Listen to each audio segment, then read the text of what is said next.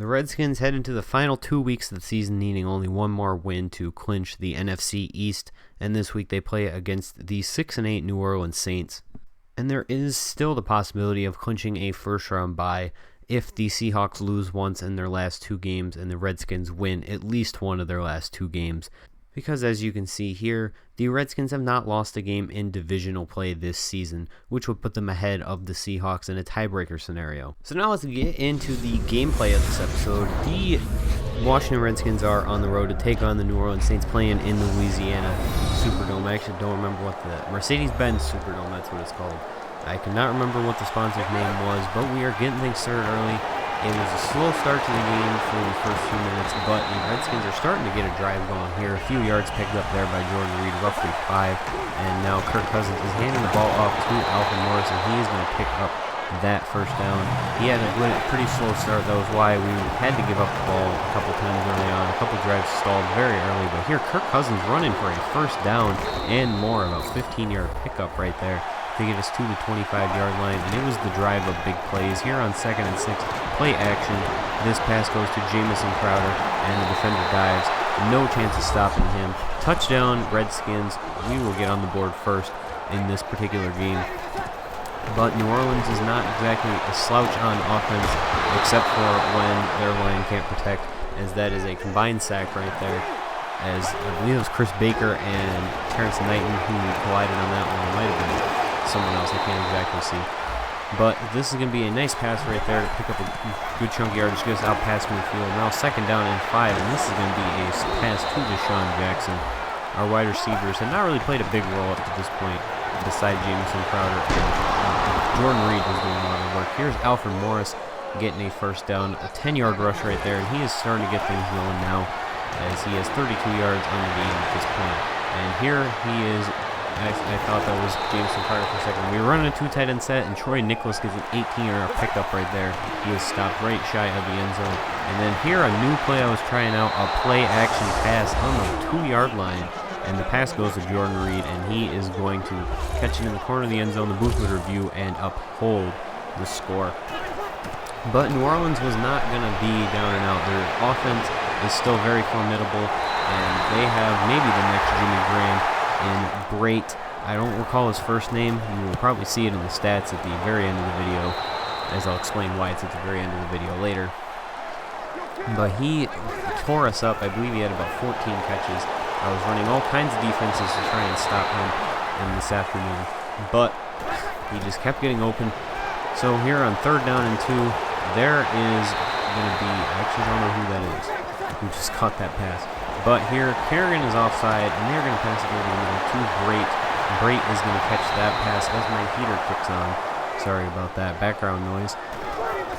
But here, they're going to be dropping back here from the 32-yard line, pass it to the left side, and another stupid animation in this year's game where wide receivers just jump 35 feet and catch balls over defenders, which makes no sense, especially when they're behind them, and I was jumping at the same time.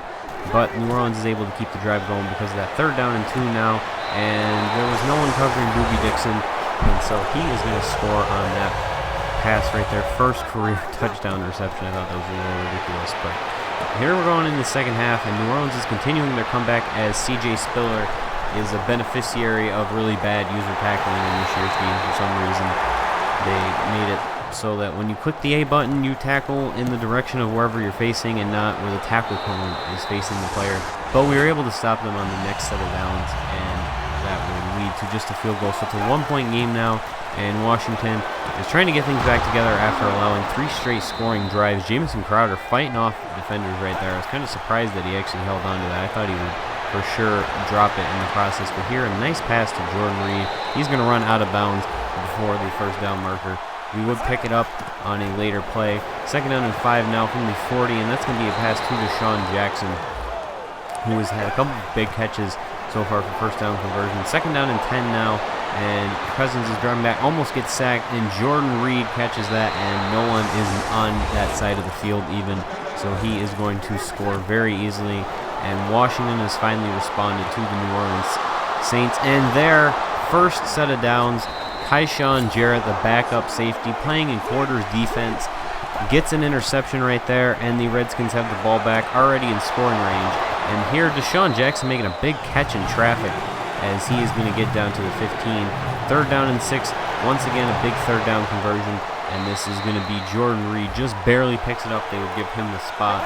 And now from the 5, as they would, I don't know why they remarked it, but that's going to be Alfred Morris rushing down to the 1-yard line. And we are going to run the same play we did earlier, except this time we're going to be tossing it to Darrell Young, the fullback, and he grabs that one for a touchdown.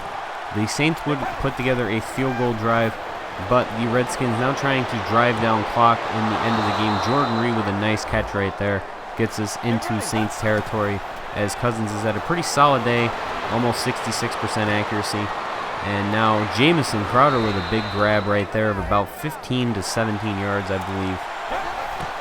And now Alfred Morris is going to run this one up the middle. I ran with Morris quite a bit this game because Matt Jones sustained an injury early on.